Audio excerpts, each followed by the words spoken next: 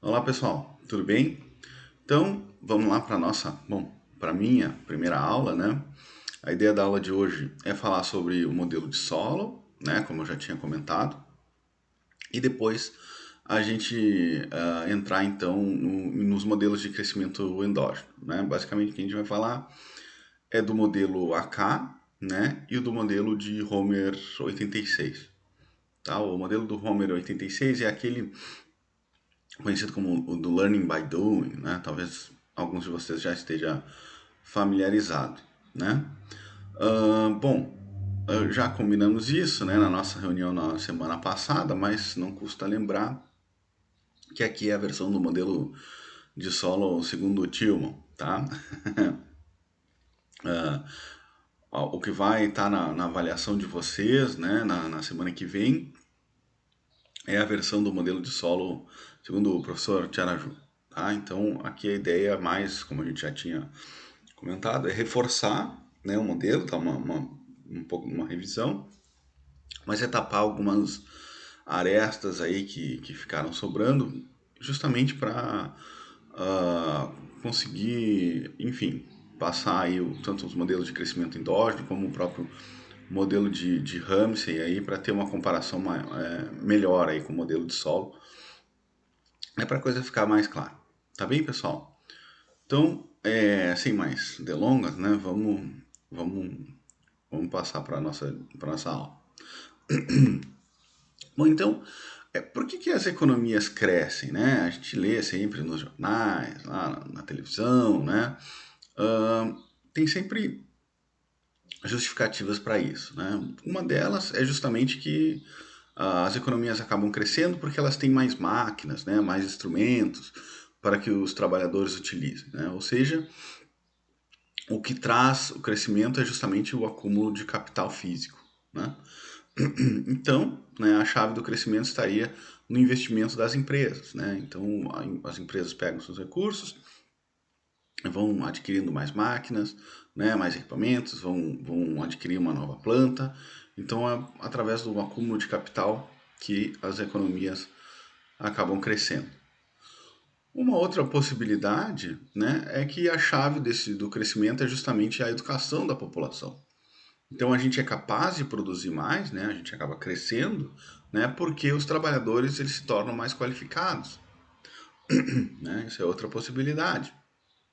Existe também a justificativa de que se cresce em função do progresso tecnológico, né? Então a gente é mais produtivo porque as máquinas são melhores, né? E o nível de conhecimento é maior. Ou seja, se lá há 100 anos atrás a gente pegava determinados insumos para produzir um nível de produto, hoje, com esses mesmos insumos, a gente é capaz de produzir muito mais produto com isso, né? E é por isso que a gente acaba crescendo, né? Então, é com base nessas três justificativas aqui, é que a gente sempre escuta lá que para promover o progresso do país, a gente tem que promover a poupança, né, o investimento nacional, a educação da população e as atividades de pesquisa e desenvolvimento, né? Aqui principalmente na época para a gente ter a vacina aí do coronavírus, muita pesquisa e desenvolvimento, tá? Então o que acontece, né, pessoal? Na literatura a gente vai encontrar modelos com base nessas três justificativas aqui, tá bem? Na literatura e em economia. Claro que o modelo de solo ele acaba se encaixando nessa primeira justificativa aqui, né? O que o modelo de solo vai tentar fazer, claro, vocês já viram também, né? É tentar justificar o crescimento através do acúmulo de capital na economia. Tá bem? Bom, nós vamos lá. Então, apresentação do modelo de solo, né? O modelo ele é simples, ele não tem nenhuma empresa, não tem mercados, né? Ele não é um modelo que a gente vai falar de microfundamentado, né? Onde as famílias aí elas são proprietárias dos fatores de produção e da tecnologia, tá? Qual é o ponto de partida do modelo de solo? E na verdade é solo ou Swan, né? O pessoal sempre deixa o Swan de lado, coitado, mas tem artigos do solo e tem artigos do Swan, tá? Da onde que ele parte o modelo de solo Swan, né? Parte da identidade da renda nacional. onde eu tenho o meu produto, né, que vai ser equivalente à soma do meu consumo, com o investimento da economia, mais gasto do governo, mais aqui as exportações, descontado das importações, tá? Aqui seria o meu setor externo, tá bem? Quais são as hipóteses do modelo de solo? Bom, primeiro ele vai assumir uma economia fechada, ou seja, que não tem nem exportações e nem importações. Então esse cara aqui cai fora, tá? O que mais que ele vai supor é que não tem governo. Então esse cara aqui também vai cair fora. O que eu vou ficar então? Que o meu produto vai ser igual à soma do meu consumo com o investimento. Tá bem? Isso aqui é o que dá o produto da economia. Tá? E aí, como a gente já tinha comentado, né? O modelo ele vai estudar aí, o papel do investimento no capital físico, né, em capital físico, como o motor de crescimento de longo prazo. Tá? Então, vocês já estão familiarizados com aquela ideia do K ponto lá, né, que é justamente a evolução do capital no tempo. Então, ele vai querer justamente estudar o investimento em capital físico como motor de crescimento. É a opção alternativa 1 ali do slide anterior. Tá? Bom, então, como eu já comentei, né, o PIB, ou seja, o produto, né, a renda da minha economia, né, vai se dividir aí entre consumo e investimento. Tá? Bom, pessoal, aí a gente pode definir poupança de um jeito que para os economistas é tradicional, talvez para alguns de vocês não seja, né? Como é que a gente define poupança? É toda a renda que a gente recebe, né? Renda e produtos são equivalentes em economia, tá? Só um parênteses. A poupança nada mais é do que toda a renda que a gente não consome. Tá? Tudo que a gente não consumir, a gente poupa. Tá? Bom, aí o que acontece se a gente substituir aqui nessa fórmula, né? O que eu tenho? Que a poupança vai ser igual ao investimento. Tá? Essa é outra questão importante aqui do modelo de solo. Então, só para fechar, né? O modelo ele pressupõe uma economia fechada, sem governo, e que a poupança das famílias se iguala ao investimento da economia. Tá? Então, as três hipóteses principais aqui do modelo de solo. Beleza? Vamos lá. O que mais que ele assume? Né? Ele vai assumir aí uma função de produção neoclássica. Tá? Uma função de produção neoclássica nada mais é do que a produção da economia vai ser uma função, né, que vai depender do estoque de capital da economia, do estoque de trabalhadores da economia e da tecnologia. Tá? Esse azinho aqui é a tecnologia. Tá bem? Bom, aí tem uma coisa importante de ser comentada sobre a tecnologia, tá? Em economia, normalmente a gente entende a tecnologia como se fosse a receita com a qual a gente junta o capital e a mão de obra para produzir o produto, tá? Quando a gente enxerga a tecnologia como essa receita, ela acaba ganhando um termo que em economia a gente conhece bastante, que é da tecnologia ser um bem não rival. Tá? O que significa ser um bem rival em economia? Um bem rival é aquele que, se eu estou usando, vocês não conseguem utilizar. Tá bem? Então, por exemplo, aqui, ó, estou com um copo d'água no meu lado. Se eu tomo a água, vocês não conseguem tomar desse mesmo copo aqui comigo. Tá? Então, o copo é um bem rival. Tá bem?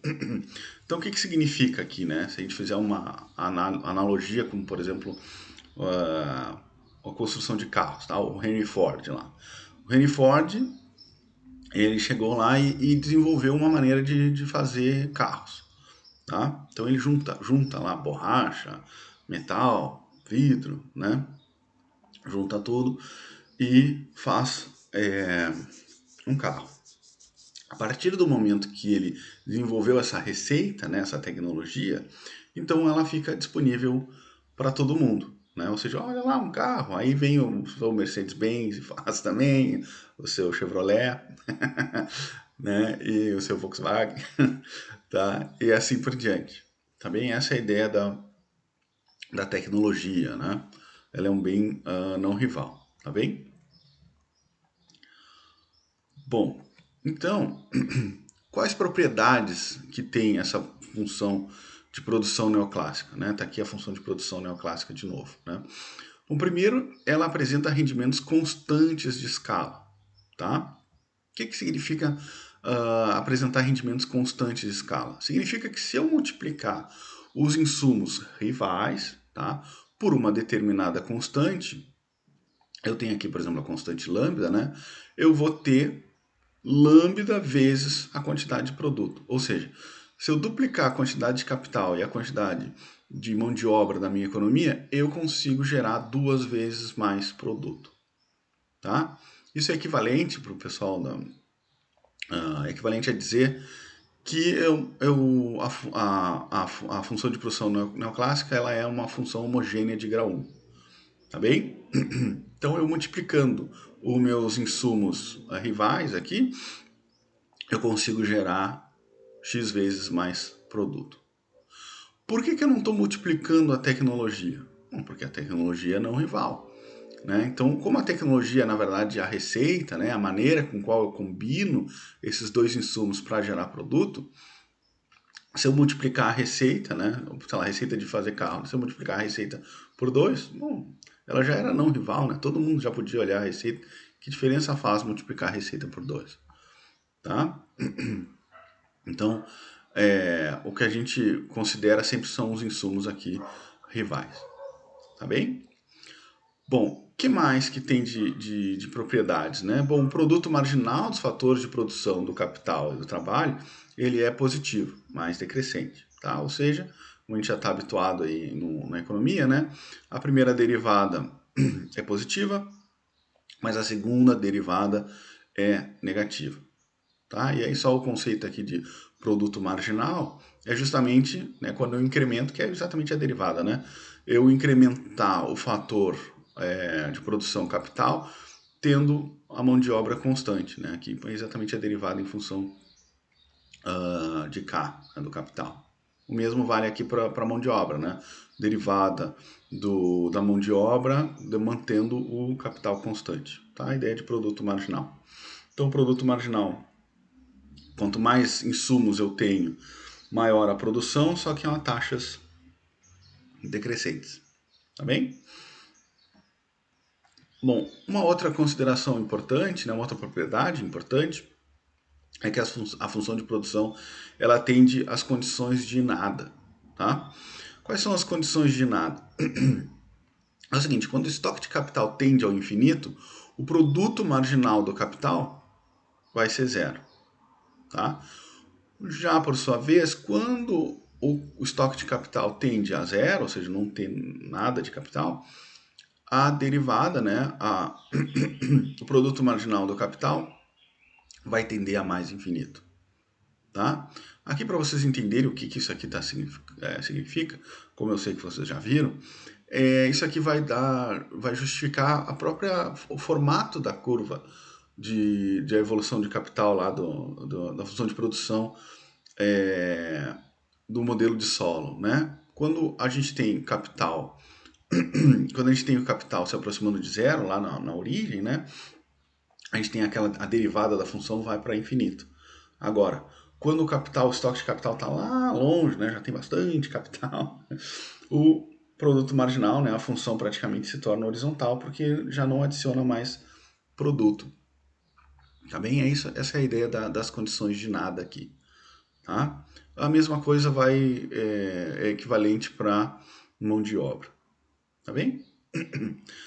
Bom, aí por que se usa muito a função Cobb-Douglas, né, dentro do modelo de solo? Bom, se usa muito porque a Cobb-Douglas atende esses pressupostos. Né? Então está aqui a função Cobb-Douglas, né, o produto vai ser, dependendo então da tecnologia, o capital na alfa, né, e a mão de obra na 1 menos alfa. Tá? Aqui para retornos constantes de escala. E aí, olha só, pessoal, aí vai ficar mais para vocês mesmos. Ó. Vocês podem ver que o produto marginal, tanto do capital quanto a mão de obra, são positivos. Se vocês tirarem a derivada desses caras aqui, vão ver que a segunda derivada ela é negativa. Então, a Cobb-Douglas é legal porque justamente atende todos os pressupostos do modelo de solo que a gente fez. Tá bem? Bom, outras propriedades adicionais, né? A fração de renda que os consumidores poupam é constante, tá? E essa taxa de poupança, né, que é dado por esse Szinho aqui, ela vai estar sempre entre 0 e 1, tá? Então, da quantidade de renda que a economia tem, né, uma parte eu vou consumir, outra parte eu vou poupar. E essa proporção que eu poupo é constante, dada por essa letrinha S, tá bem? Bom, e dizer que a poupança é constante, é uma taxa constante S, também significa que o consumo também é dado por uma constante, tá? Que é exatamente o consumo é essa constante 1 menos, é dado por essa constante 1 menos S aqui, tá bem?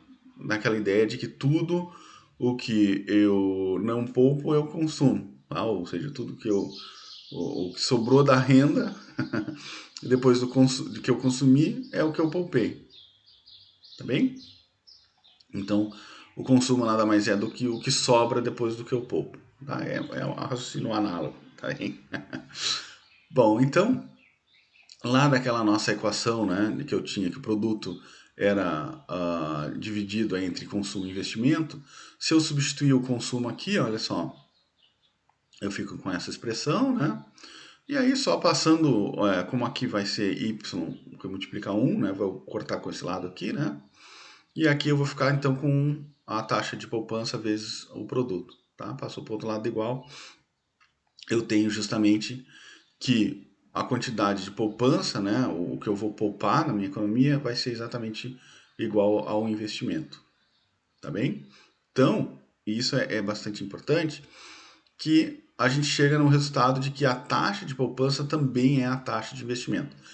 Aí lembrem que o objetivo do modelo de solo é justificar o crescimento das economias pelo investimento em capital físico.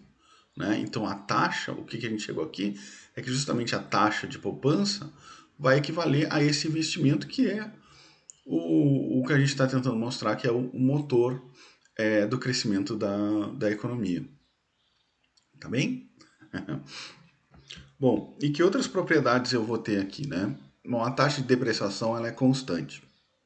O que significa ter a taxa de depreciação constante? É que lá na economia, né, para o modelo de solo, né, os investimentos eles vão servir tanto para aumentar o estoque de capital, como também para substituir os equipamentos aí que se deterioram em função do processo produtivo, tá bem? Ou seja, eu tenho aí um investimento bruto que vai ser igual, né, o investimento líquido mais a depreciação, tá bem? Bom, esse investimento bruto a gente denota pelo próprio izinho lá, né? Vai ser então igual ao investimento líquido, que é a evolução do capital no decorrer do tempo, né? Exatamente investimento líquido, né? Mais uma depreciação, tá bem?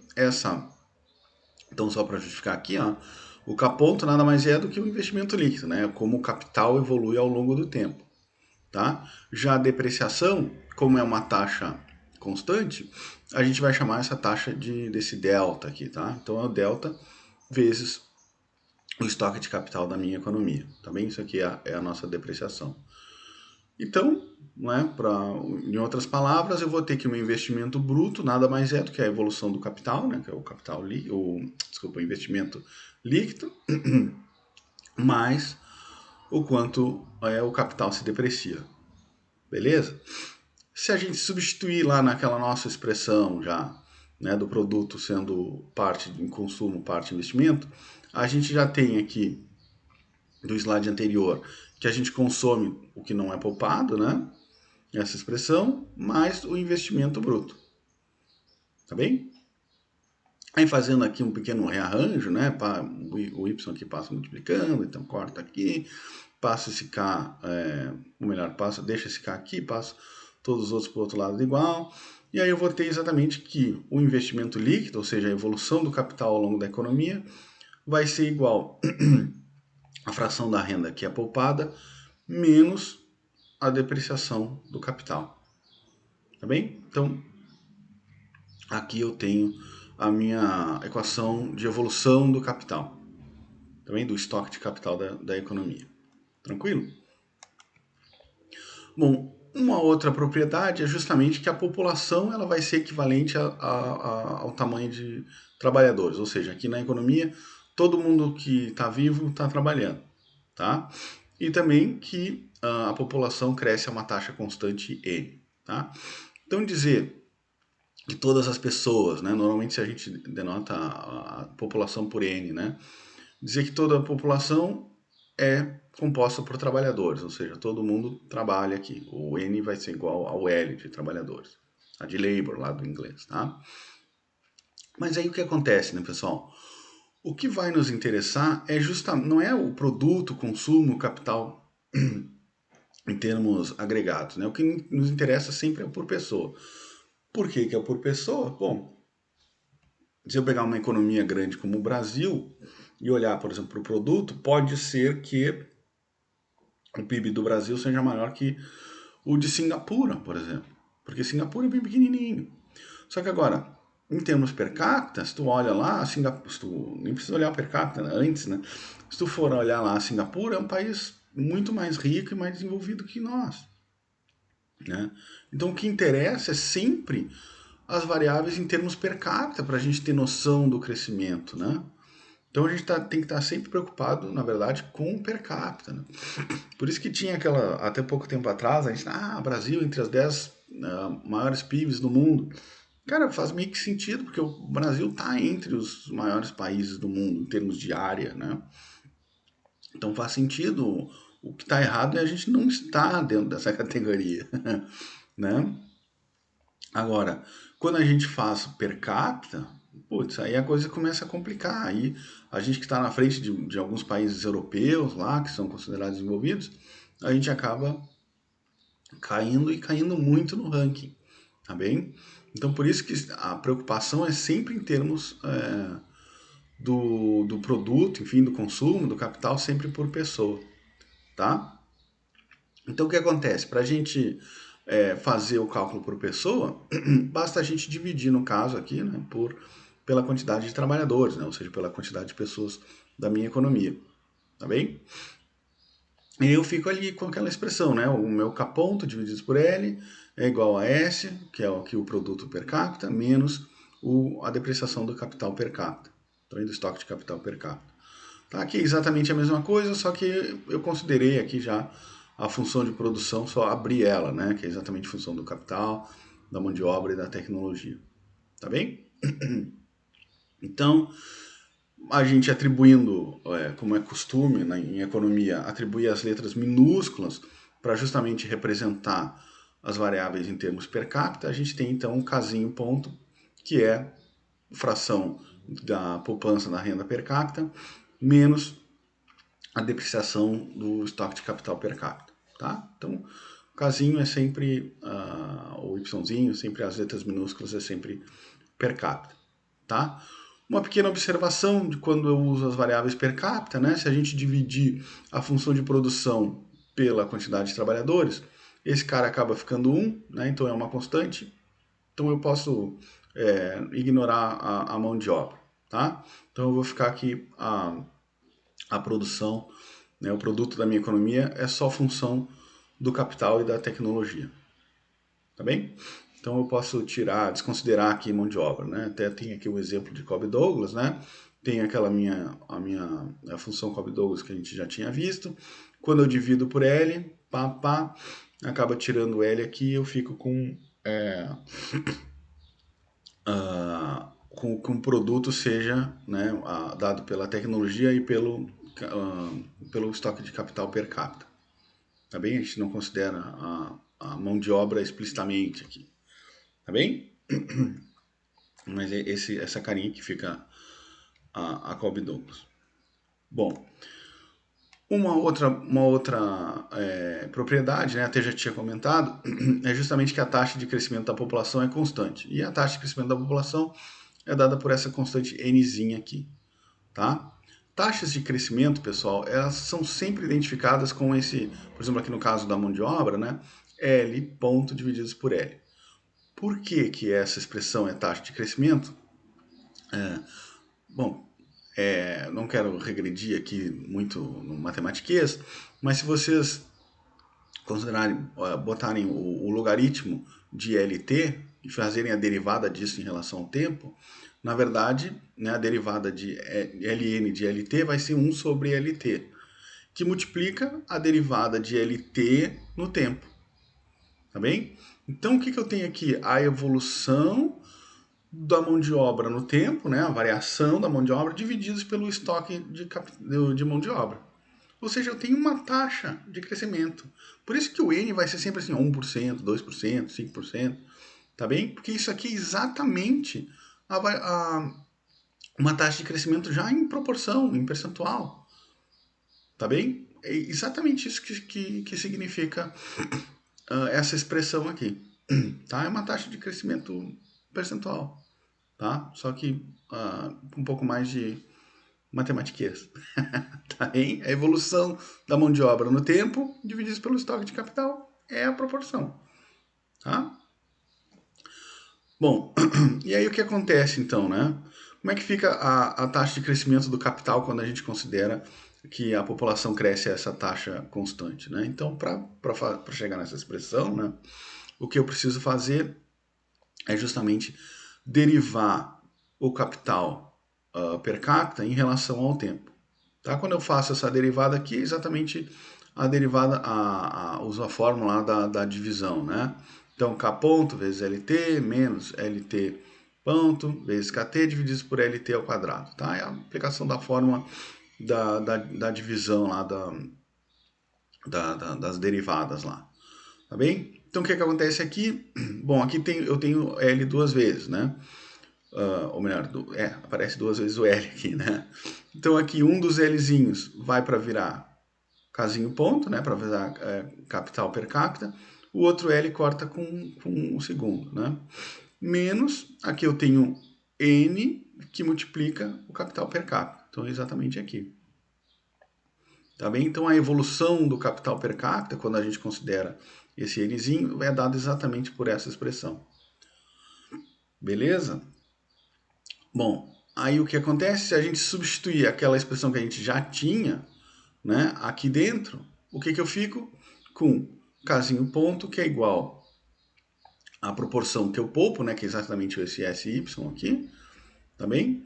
Menos a depreciação do capital per capita, menos uma depreciação também, mas em função do crescimento populacional, tá?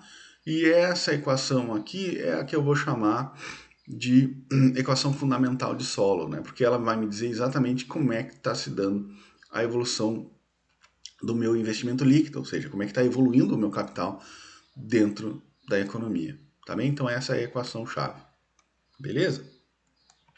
Olha só, uma outra propriedade, né?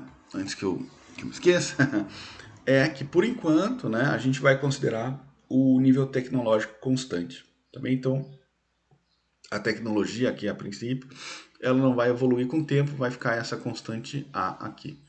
Tá? E aí sim, aí eu tenho exatamente a equação fundamental de Solo-Swan, que é a evolução do capital no tempo, vai ser igual, né, o equivalente, né, a proporção que eu poupo da produção, descontada dessa, que eu estou chamando aqui de depreciação, né, que é em função da própria depreciação do capital e do crescimento populacional, tá bem? Já que eu estou considerando as variáveis per capita.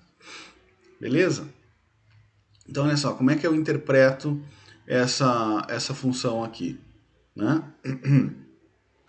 Bom, é que o estoque de capital por pessoa ele aumenta com a diferença entre a quantidade poupada da economia e esse termo que aqui é da depreciação, beleza? Então, olha lá, aumento de uma taxa de poupança, aumento de S, faz com que eu poupe uma fração maior da renda gerada na economia. Então, essa diferença aqui, tudo mais constante, né, vai aumentar, então eu aumento o estoque de capital, tá bem? Se eu aumentar tanto a depreciação do capital quanto o crescimento populacional, essa diferença, tudo mais constante, diminui. Também se diminui essa diferença, então o meu estoque de capital evolui menos, tá bem? Ou pode ser até negativo, tá bem? Então essa é a evolução, essa é na verdade a equação fundamental de Solon, né? Ela nos dá como é que vai evoluir aí o capital ao longo do tempo. Tá? Que é justamente o que a gente está tentando mostrar, que é o motor do crescimento da economia. Beleza? Bom, então aqui está a expressão de novo, e aí só para usar o exemplo da Cobb-Douglas, né, que a gente vem usando ao longo dessa aula, se a gente substituir lá a função Cobb-Douglas, eu fico exatamente com essa expressão aqui, tá, em termos per capita, tá bem? E aí, pessoal, só uma coisa muito interessante, né, antes da gente prosseguir, é que, em termos per capita, o que eu tenho é que a função de produção, né, ou seja, a produção da economia, vai ser função do capital e da tecnologia que a gente supôs constante. Tá? Ou seja, só varia no tempo o capital, e aí toda a variação do capital aqui vai produzir uma variação no produto. Tá? Então por que a gente tanto enfatiza aqui no modelo de solo a variação do capital? Bom, porque toda a variação do capital vai gerar justamente o crescimento, que é o que a gente quer saber. Tá bem? Então, o produto ele só vai depender do capital. Então, eu vou analisar o capital para ver como é que se dá o crescimento aí da economia. Beleza? É que a gente chama aí de uma função monotônica, né, do capital. Então, ela só depende aqui do capital. Beleza? Aqui ó, o estoque de tecnologia, por enquanto, é só uma constante. Tá? Então, o que a gente tem que analisar bastante é justamente o comportamento da evolução do capital na economia. Como é que a gente faz isso? Bom, através de um gráfico, né, que acredito que vocês já estejam familiarizados. Né? Então aqui eu tenho justamente a minha função de produção da economia, que vai depender, como a tecnologia é constante, vai depender só do capital. A gente tem aqui o que eu posso chamar de uma curva de depreciação, que vai depender da depreciação do próprio capital e do crescimento tecnológico, né? Diga-se de passagem, a soma desses dois carinhas é exatamente a inclinação dessa curva de depreciação aqui, e eu vou ter uma proporção da renda, né, que é poupada, tá? Essa proporção dada pelo Szinho aquele, tá bem? Então, olha só, aqui eu tenho o meu Y, né, a função de produção, aqui eu tenho o que eu poupo, né, e o que eu poupo é exatamente o que eu invisto, né, que a gente já viu, e o que sobrou é o que eu consumo. Beleza? Então aqui eu tenho o Y, que é igual ao consumo, mais investimento. Beleza? Então, percebam aqui, né, que nesse caso, olha só, se eu estou nesse nível aqui de estoque de capital per capita, eu estou investindo toda essa distância aqui, tá bem? Só que a curva que eu estou chamando aqui de depreciação, ela é dada por essa reta aqui, né, que a gente já falou até a inclinação. Então o que acontece? Eu invisto toda essa quantidade aqui, só que deprecia só até esse nível aqui, ou seja, eu acumulei toda essa diferença aqui, eu acumulei de capital. Se eu acumulei de capital, significa que ao longo do tempo eu estou aumentando meu estoque de capital. Tá bem? Então aqui no outro tempo, vamos supor aqui, acumulou essa parte, então veio para cá. Quando veio para cá, eu investo exatamente essa proporção da renda. Então, quer dizer, ainda sobrou mais um pouquinho. Como sobrou mais um pouquinho, eu venho mais para cá, mais para cá, mais para cá, até eu chegar no ponto em que o investimento da minha economia é exatamente equivalente ao quanto é depreciado. Também o quanto do capital é depreciado aí em função da taxa de depreciação e do crescimento populacional. Também, então, quando o meu investimento for igual à depreciação, eu cheguei aqui num equilíbrio, tá bem? E esse equilíbrio a gente chama de estado estacionário. Tá? Eu poderia começar aqui também, né? Se eu começar no nível de capital aqui, olha só o que está acontecendo. Eu invisto essa quantidade de capital, só que a depreciação é esse tanto aqui maior. Tá? Ou seja, eu estou perdendo capital. Se eu estou perdendo capital, eu estou me aproximando cada vez mais para a esquerda, que estou caminhando para a esquerda. Então, cheguei nesse nível eu poupo isto, né? Ou seja, invisto, né? Que é poupança equivalente ao investimento. Eu poupo essa quantidade, só que deprecia esse tanto a mais. Então, estou indo cada vez mais para a esquerda e até o ponto que eu chego exatamente onde, no meu capital de estado estacionário, aqui no meu K estrela, onde investimento e depreciação são equivalentes. Tá bem? Então, vocês podem perceber que aqui, ó, esse capital de estado estacionário, ele também tem convergência, né? Todos os níveis de capital que estão para esse lado aqui vão convergir para esse capital estrela. E todos os estoques de capital que tiverem aqui do lado esquerdo vai justamente convergir para o meu capital estrela, tá bem? Ou seja, o capital de, de estado estacionário também tem convergência para esse nível. Beleza, pessoal? Vocês entenderam isso aqui? Já é 99% do brinquedo.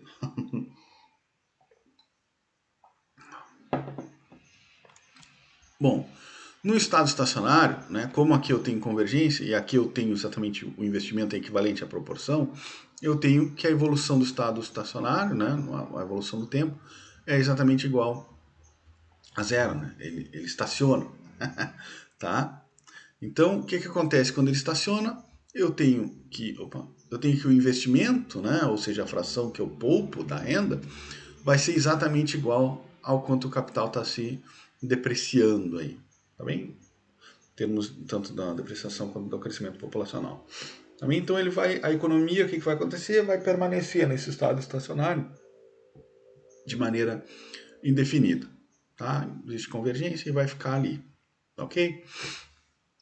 Bom, percebam o seguinte, né? A gente acabou de falar que o que? Toda a variação do capital vai impactar diretamente, né, na variação do produto. Então, como o produto é função exatamente do capital, né, quando eu uso, isso aqui é a expressão para taxa de crescimento, tá?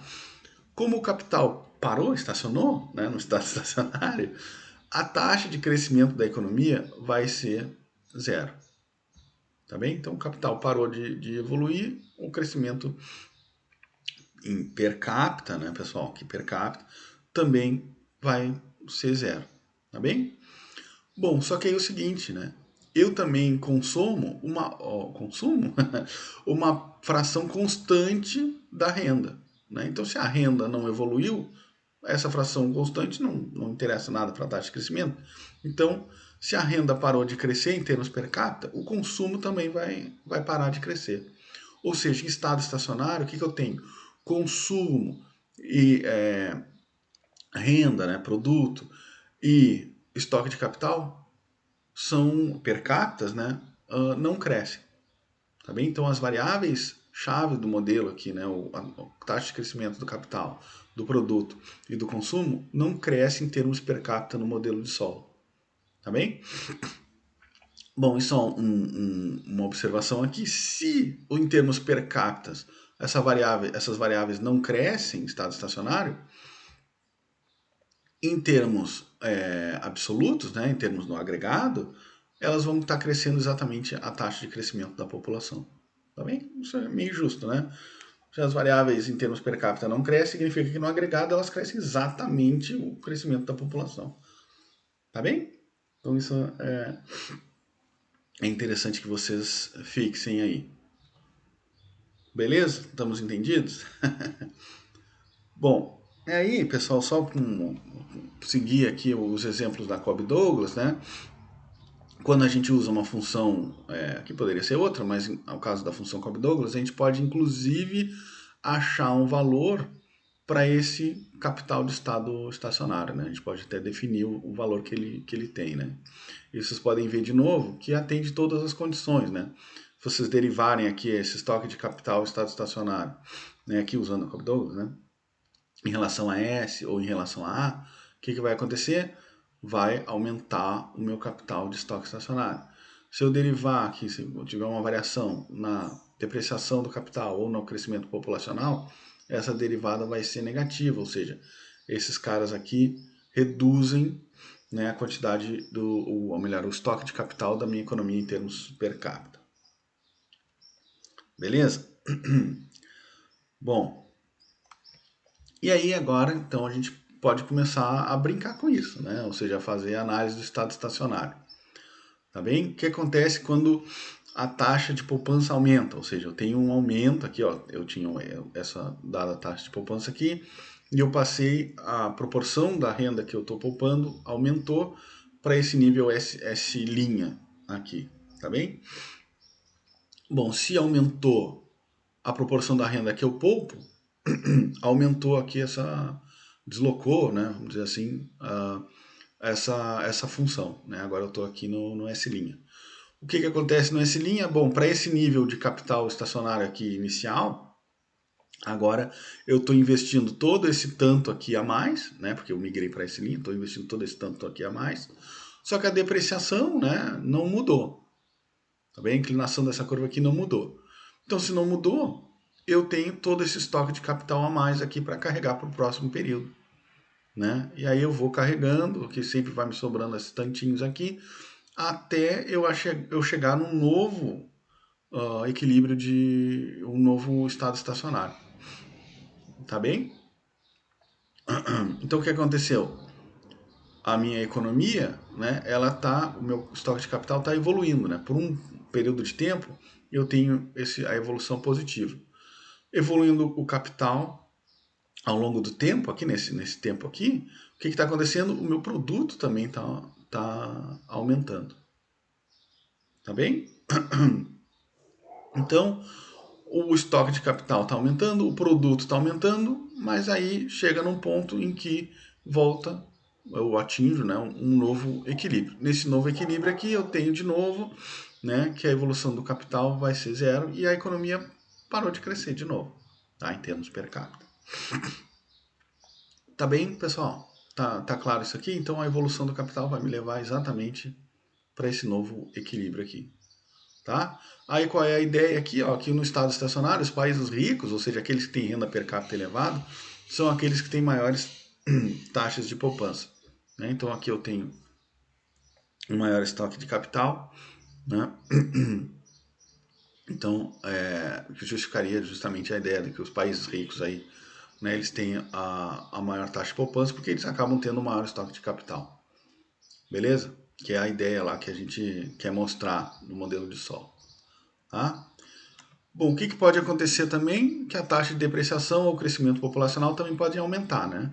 Quando aumentou, seja a taxa de depreciação do capital ou do crescimento populacional, o que aconteceu? Essa curva de depreciação, aqui que eu estou chamando de curva de depreciação, ela aumentou a inclinação. Se aumentou a inclinação, o que acontece com o meu estoque de capital aqui de estado estacionário original? Bom, agora eu invisto esse tanto aqui, continuo investindo esse tanto aqui, só que a depreciação é maior por toda essa diferença aqui. Então, se está depreciando mais do que eu estou investindo, eu estou diminuindo o estoque de capital da minha economia. E vou diminuindo até eu atingir o novo nível de capital do estado estacionário. Também, onde aqui, de novo, eu tenho que o investimento é equivalente à nova depreciação. Tá bem? Então, aqui está o novo estoque de capital do estado estacionário. Beleza, pessoal? Bom, e aqui, claro, né, a gente até já tinha falado, o estado estacionário, o nível de capital de estado estacionário, ele é estável, né? Não tem por que sair daqui. Também isso a gente já tinha passado. Beleza? Bom, aí eu tenho que falar para vocês um pouco do que é a regra de ouro da acumulação de capital. Então a gente já viu, né, vocês já perceberam, que para diferentes níveis de poupança aqui, posso ter uma poupança mais alta, uma poupança mais baixa, eu vou ter um estoque de capital diferente, tá bem? Bom, a questão é como eu posso ter diferentes poupanças, escolher aqui diferentes níveis de capital, qual é a poupança aqui que a minha sociedade, ou qual é a taxa de poupança, né, que a minha sociedade vai escolher, tá bem? Ou em outras palavras, né, qual é o estoque de capital que a sociedade deveria escolher, tá? Bom, aí pessoal, a gente tem que, voltando aqui, né, tem que lembrar que eu tenho aqui o consumo e aqui eu tenho investimento, tá? Isso aqui já espero que já tenha ficado claro para vocês, né? Então vai ser com base justamente nesse consumo que a minha sociedade vai escolher a taxa de poupança, tá? Em outras palavras, a gente vai assumir que esse consumo aqui, o consumo per capita, é justamente o que traduz bem-estar para a sociedade, né? Afinal de contas, o que a sociedade quer é consumir, tá bem? Então, o estoque de capital que vai maximizar o bem-estar da sociedade é justamente aquele que maximiza o consumo, tá? maximizar o consumo é exatamente atender a regra de ouro da acumulação de capital. Tá? Que é isso o que eu estou mostrando aqui, tá bem? O objetivo da sociedade, então, é aumentar o nível de bem-estar. Esse nível de bem-estar depende justamente do consumo, tá bem? Então, quanto maior o consumo, mais felizes as pessoas estão. Então, o objetivo da sociedade seria justamente de maximizar o consumo, tá bem? O capital de estado estacionário, né, que justamente atende a esse consumo máximo, é o que a gente chama de que ele vai atender a regra de ouro da acumulação de capital. Né? E esse estoque de capital a gente vai chamar de capital estrela ouro aqui, tá bem? Então vai existir uma taxa de poupança ouro, um estoque de capital ouro, um consumo ouro, tá bem? Que é justamente o consumo ouro, exatamente o consumo máximo, tá? Então, como que eu encontro esse nível de estoque de capital? Bom, tem que lembrar aí que o estoque de capital no tempo, no estado estacionário, ele não evolui, né? É igual a zero. E aquela equação lá de que tudo o que eu não... A renda, né? Tudo que eu não consumo é exatamente o que eu poupo, tá? Então, olha só. De K ponto igual a zero, o que acontece no estado estacionário? A fração que eu poupo é exatamente igual à fração que é depreciada aí, tá? Eu falo depreciação, mas também considera o crescimento populacional, tá bem, gente? Bom, então isso aqui é o meu estado estacionário na economia. Já essa equação aqui diz o seguinte, né? Tudo que eu não consumir, eu poupo, né? Ou seja, a fração da renda aqui que eu estou poupando. Beleza? Então, agora é só brincar com essas duas expressões aqui. Tá? Eu tenho aqui, então, que o meu consumo vai ser igual SF de K aqui, é exatamente esse cara. Né? Então, só substituir aqui. Tá bem? E passei esse F de K para o outro lado. Né? Ou melhor, rearranjei aqui, né? Porque o consumo é positivo. Tá? Então, o que vai acontecer? O meu consumo, né? Uma expressão para o consumo no modelo de solo, vai ser igual à minha função de produção menos o capital que é depreciado. Tá bem? Exatamente a junção dessas duas expressões aqui que eu consigo obter uma expressão para o consumo. Beleza, pessoal? Bom, agora fica mais tranquilo, né? Como é que eu encontro o estoque de capital que maximiza consumo? Bom, como é o nosso velho e querido, aliás, a nossa velha e querida derivada, né? Deriva igual a zero. Tá tão famoso na economia. Tá? Então, o que acontece quando eu derivo essa expressão em função do capital? Eu vou ficar que o produto marginal do capital tem que ser igual à depreciação, né? Que é a taxa de depreciação somada com a taxa de crescimento populacional. Tá bem?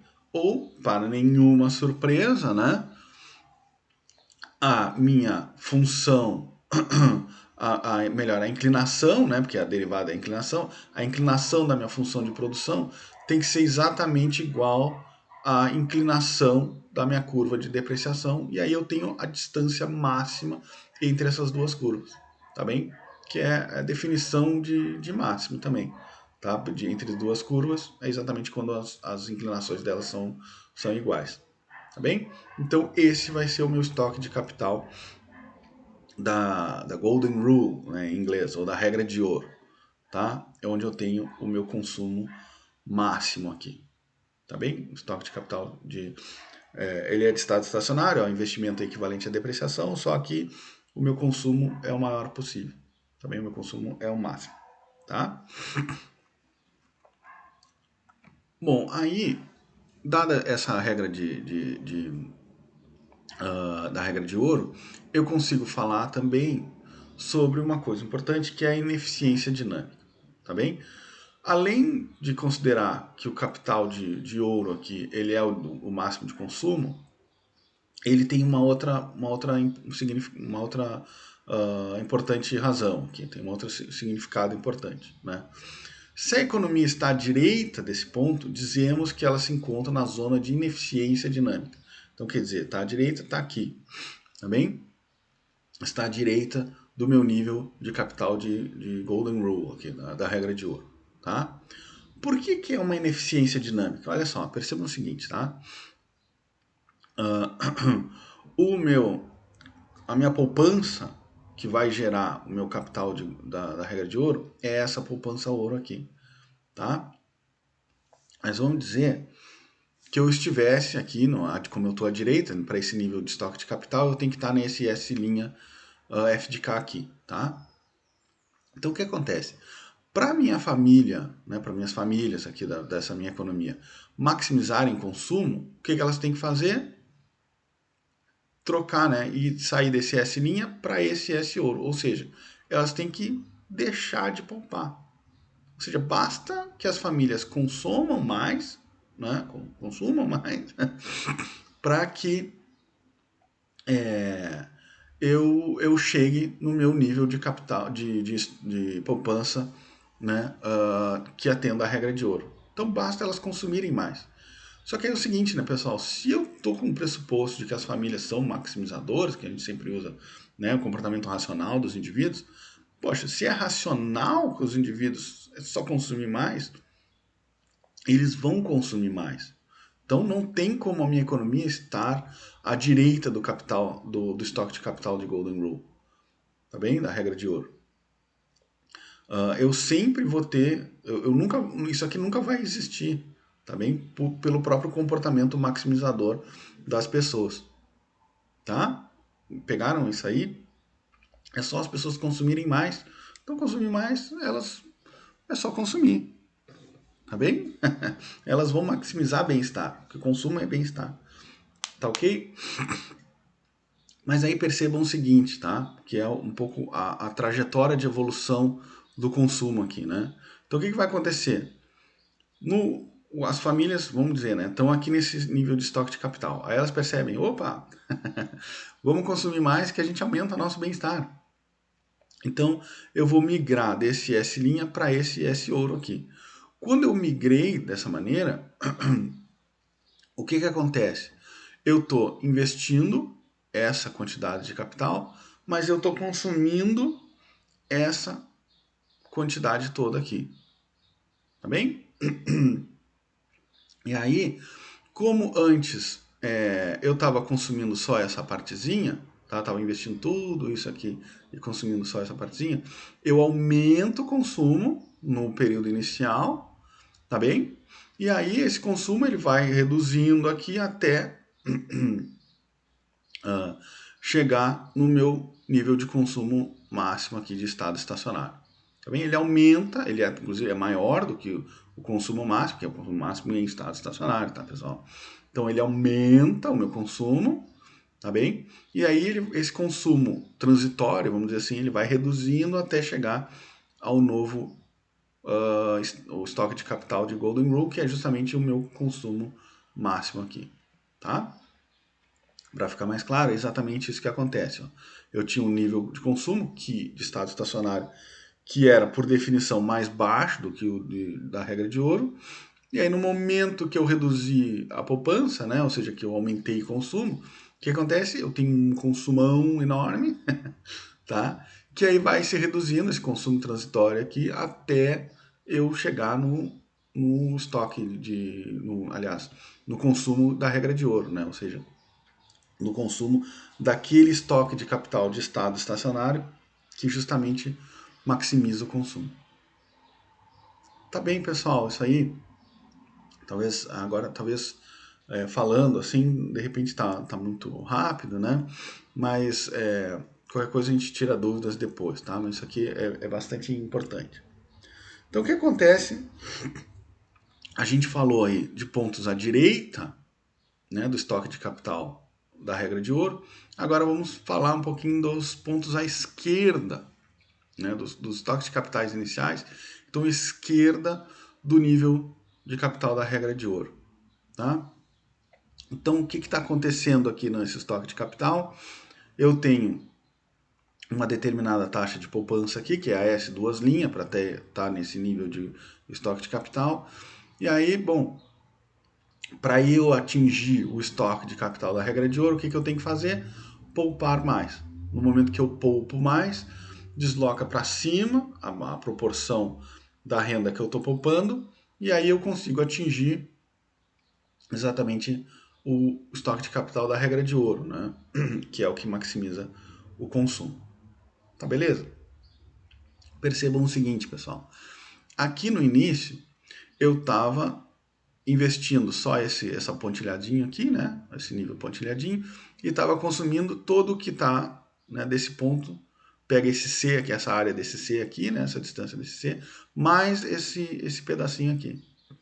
Tá bem? Só que o que aconteceu? No momento que eu quero, vamos, famílias, né?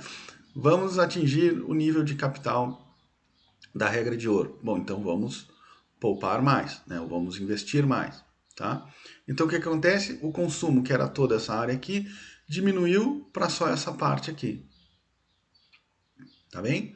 Depois que ele deu essa queda brusca aqui, o que acontece? Ele vai aumentando até chegar no nível de nível máximo aqui de consumo em estado estacionário, tá bem? Que é o consumo ouro. Beleza? Só para ficar mais claro aqui, ó. O que acontece? Eu tinha um consumo de estado estacionário lá, né, com capital menor. E aí, para eu migrar justamente para o consumo ouro, o que está acontecendo? Eu reduzo o consumo, que é exatamente o que tinha no gráfico lá, eu reduzo o consumo no ponto inicial, e depois esse consumo vai aumentando até chegar no consumo da regra de ouro. Tá bem?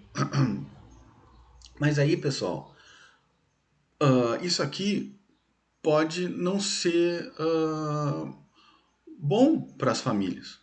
Né? Por que ele pode não ser bom para as famílias? Poxa, as famílias consumir é bem-estar, então tem que aumentar o consumo. Só que o problema, pessoal, é que há uma redução inicial do consumo.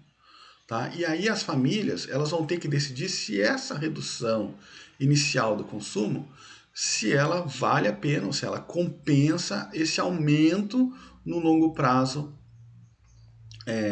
do consumo. Tá bem? Ou seja, se essa perda inicial ela equivale, ela compensa justamente esse aumento do consumo. Tá bem? E aí a gente pode falar um pouco uh, da taxa de desconto. Né? Quando a taxa de desconto é muito alta, ou seja, as famílias estão muito preocupadas só no curto prazo, daqui a pouco essa perda de consumo inicial não vale a pena o aumento de consumo no longo prazo. Tá bem? Então pode ser que a sociedade decida, eu voltei aqui, tá? Pode ser que a sociedade decida, opa, eu não quero ter um estoque de capital maior, eu quero ficar aqui. Porque essa perda aqui que eu tenho inicialmente não me compensa o aumento do consumo no longo prazo. Tá? O que a gente chama lá de, quando a taxa de desconto é muito alta, que é míope, né? A visão míope das famílias, elas enxergam só curto prazo. Né? Como parafraseando o Keynes aí, né? No longo prazo, como estaremos mortos, então eu quero consumo de curto prazo, tá bem? Então pode ser que não vale a pena eu migrar para o meu capital, meu estoque de capital, né, da regra de ouro, que induz justamente o meu consumo máximo. Tá bem, pessoal? Então, estoques de capital à direita da regra de ouro são dinamicamente ineficientes. Pode só consumir que eu vou consumir mais que eu vou maximizar bem-estar. Agora, estoques de capital que estão à esquerda da regra de ouro, eles podem sim acabar sendo sustentáveis no tempo, né, por causa justamente da miopia das famílias, né, só estão interessados no bem-estar de curto prazo, né, no consumo de curto prazo. Estamos entendidos? Bom, e aí, pessoal, a gente passa a comentar sobre a dinâmica de transição, tá bem? Como a gente até já falou algumas coisas, mas é importante justamente a gente analisar as taxas de crescimento, né, das variáveis do modelo, tá? Então, como é que a gente obtém uma taxa de crescimento? Tá? Eu já falei sobre isso, né? A gente aplica ln e deriva em relação ao tempo. Tá? Então a gente vai fazer isso para o caso do Jacob-Douglas aqui. Então, a Jacob-Douglas a gente já chegou essa equação aqui em termos per capita. Tá? A gente já mostrou por quê. Beleza? Então como é que eu faço para obter? Essa aqui é gama, isso aqui, não é? Bom, depois vocês confirmam, tá? Isso aqui eu acho que é gama Y, tá? Ou seja, a taxa de crescimento do produto, que é dada justamente pela aplicação do LN e deriva em relação ao tempo, ou seja, é o quanto que o produto está crescendo em relação ou melhor, a evolução do produto no tempo dividido pelo produto. Então, quer dizer, a taxa de crescimento, tá? Eu fazendo aqui para Cobb Douglas, bom, eu aplicar LN, né? Eu vou ter LN de A, desculpa, mais alfa ln de K, não é verdade? Lembram lá das propriedades do logaritmo? Bom, quando eu derivar no tempo, A é constante, lembram que A é constante aqui para nós, por enquanto. Então, derivou no tempo, uma constante é zero, tá? E aí eu vou ter alfa, que multiplica a taxa de crescimento do capital, tá bem? Eu derivar ln de K no tempo, eu primeiro tenho que derivar ln de K em relação a K, para depois derivar o K em relação ao tempo, tá bem? Então, olha lá, a taxa de crescimento da economia, ela é justamente alfa vezes a taxa de crescimento do capital, tá bem? Que é isso aqui, ó. A taxa de crescimento eu estou usando aqui como gama, tá bem? Ou podia ser simplesmente como K ponto dividido por K, tá? Taxa de crescimento, beleza? Então, o que acontece? A taxa de crescimento do produto per capita ela é proporcional à taxa de crescimento do capital per capita. O mesmo pode ser dito pelo consumo. Aqui a gente já comentou, mas eu estou apresentando de uma maneira melhor, né? Estou fazendo a mesma coisa, né? ln do consumo mais ln de 1 menos s mais ln de yt, tá? Propriedade do logaritmo, quando multiplica eu somo, tá? Deriva em relação ao tempo, né? Eu vou ficar com a taxa de crescimento do consumo, que é justamente C ponto dividido por C, vai ser igual, como esse cara vai sumir a constante, igual a taxa de crescimento do PIB per capita. Tá? Então, em termos per capita, o que eu vou ter? Como eu já falei, né? A taxa de crescimento do PIB per capita é equivalente à taxa de crescimento do consumo per capita, que é equivalente à taxa de crescimento do capital per capita. Tá bem? Se eu pegar, né, a nossa equação de evolução lá do estoque de capital, tá? É que às vezes some a setinha aqui. Quando eu pego a equação, a evolução do capital, para eu obter essa taxa de crescimento, basta, né, lembra que a evolução, a equação fundamental de solo é exatamente esse K ponto igual a S, F de KA menos a taxa de depreciação. Para obter a taxa de crescimento, basta eu dividir por K, né, pessoal? Como eu tenho K ponto, divido por K, eu tenho a taxa de crescimento, tá bem? Então eu vou ficar com essa expressão aqui, né, o produto dividido pelo capital, tá bem? Menos, aqui tinha um capital, vai sumir, porque vai dividir aqui. Tá bem? Então, assim, eu posso, é uma maneira que eu uso, pelo menos, né, que eu acho mais interessante, da gente analisar a dinâmica da transição, tá? Bom, aí o que acontece, né?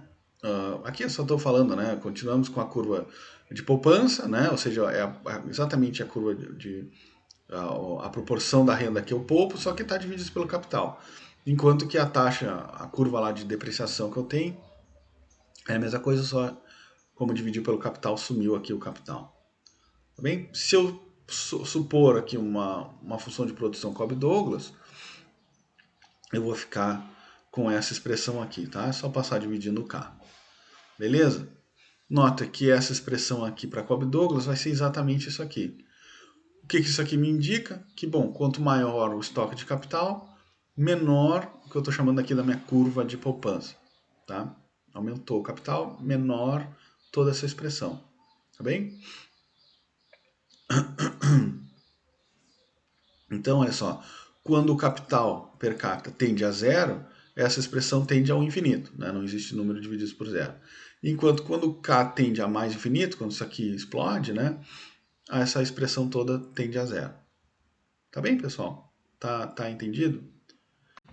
Bom, então, pessoal, para eu analisar a dinâmica de transição de uma economia de solo, eu posso justamente, né, pegar essas duas expressões, né? Essa expressão aqui, que a gente já viu, né? Tende a mais infinito quando K tende a zero, e tende a zero quando o K aumenta muito, tá? E relacionar essa expressão aqui com justamente o que eu estou chamando de curva de depreciação, que é a soma dessas duas taxas. Então, olha lá, aqui eu tenho a minha curva de depreciação, tá? Que é justamente, não depende de K, por isso que ela é constante, né? Aqui, pelo menos, não depende de K. E eu tenho a minha, que eu estou chamando de curva de poupança aqui, tá? Do espanhol, que é exatamente essa expressão aqui. Tá bem? Então, olha lá. Quanto que o meu país vai crescer é exatamente a diferença da minha curva de poupança da curva de depreciação. Tá ok? Quando as duas se encontram, eu tenho o nível de capital de estoque estacionário. Beleza? Então aqui está a taxa de crescimento. Percebam o seguinte, ó. Quanto menor o meu estoque de capital, mais vai crescer a minha economia aqui até chegar no nível de capital do estado estacionário. Aqui é a taxa de crescimento, então ela é tão maior quanto menor o estoque de capital. Tá bem?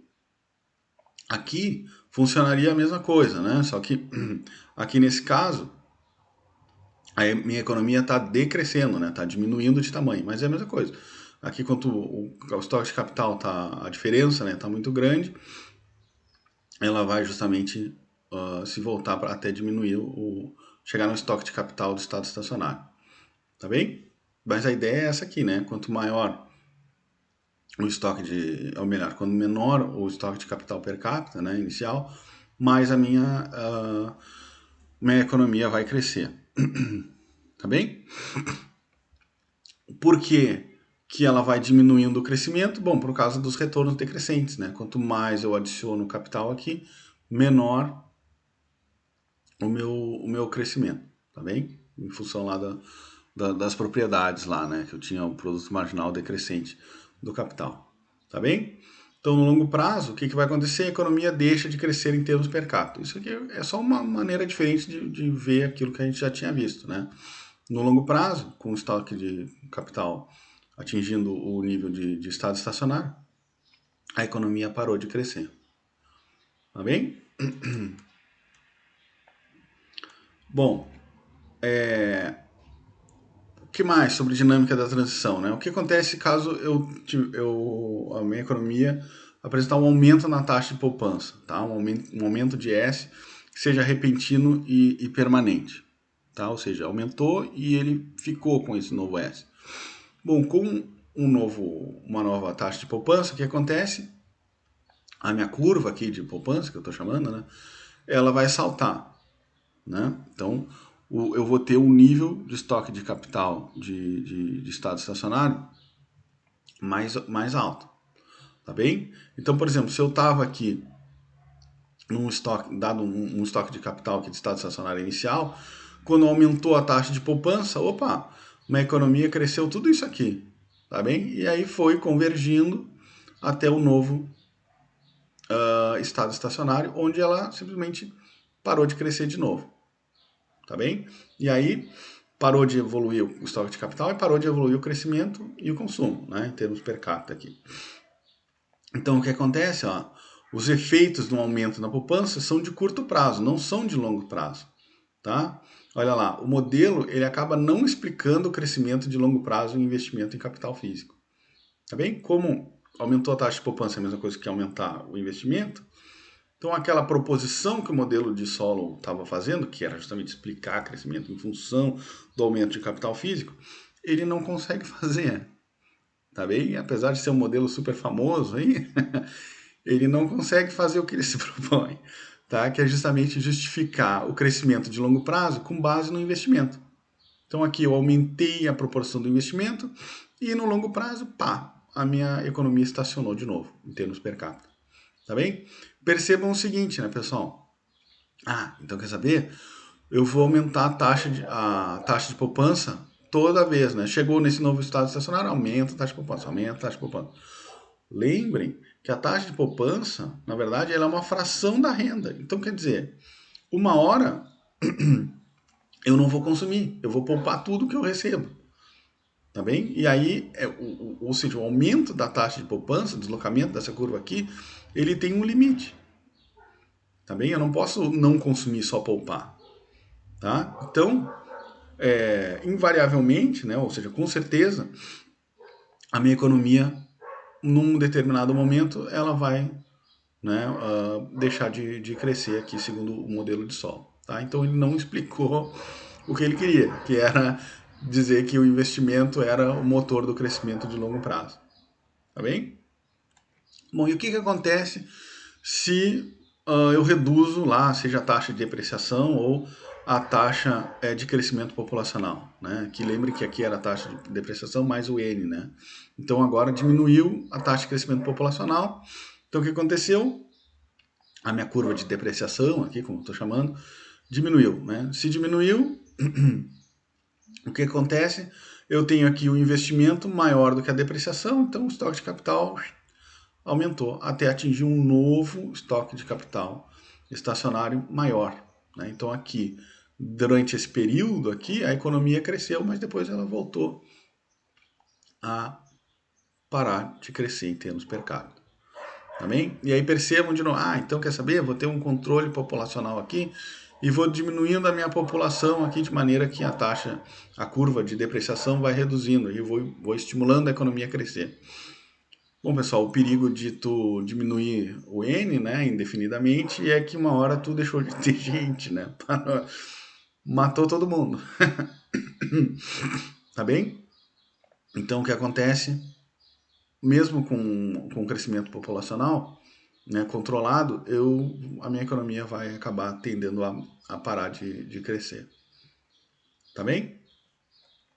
Bom, aí, pessoal, eu posso considerar o progresso tecnológico, né?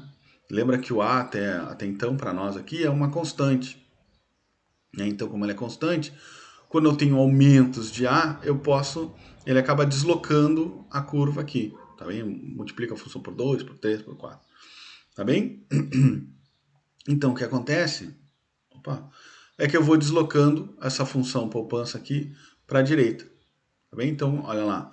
Deslocou a primeira vez, deu crescimento, aí a taxa de crescimento foi diminuindo até convergir para o novo estado estacionário. Aí eu tenho um novo progresso tecnológico. Puf, aumentou a taxa de crescimento e vai convergindo até o novo capital de estado estacionário. Qual é a grande sacada aqui? É porque aumentos da tecnologia podem acontecer de maneira consistente, tá bem? Eles podem repetir indefinidamente. Então, o que acontece? O modelo neoclássico, o modelo de Solo-Swan, ele é compatível com o crescimento contínuo, mas apenas se existe progresso tecnológico contínuo. Então, a única maneira da minha economia ir crescendo indefinidamente é com progresso tecnológico. Tá bem? Investimento das empresas não deu certo.